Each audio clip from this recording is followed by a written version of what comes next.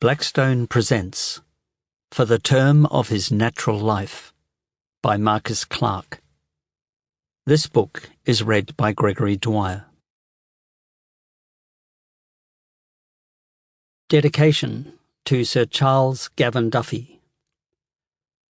My dear Sir Charles, I take leave to dedicate this work to you, not merely because your 19 years of political and literary life in Australia render it very fitting that any work written by a resident in the colonies and having to do with the history of past colonial days should bear your name upon its dedicatory page, but because the publication of my book is due to your advice and encouragement.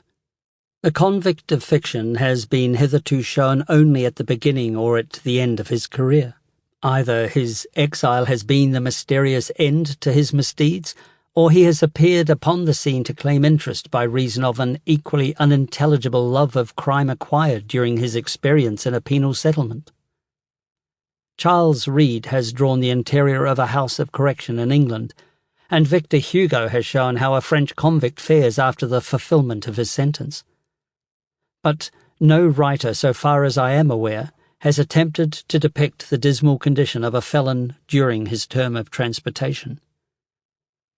I have endeavoured in His Natural Life to set forth the working and the results of an English system of transportation carefully considered and carried out under official supervision, and to illustrate in the manner best calculated, as I think, to attract general attention, the inexpediency of again allowing offenders against the law to be herded together in places remote from the wholesome influence of public opinion, and to be submitted to a discipline which must necessarily depend for its just administration upon the personal character and temper of their jailers. Your critical faculty will doubtless find in the construction and artistic working of this book many faults. I do not think, however, that you will discover any exaggerations. Some of the events narrated are doubtless tragic and terrible, but I hold it needful to my purpose to record them, for they are events which have actually occurred, and which, if the blunders which produce them be repeated, must infallibly occur again. It is true that the British government have ceased to deport the criminals of England, but the method of punishment of which that deportation was a part is still in existence.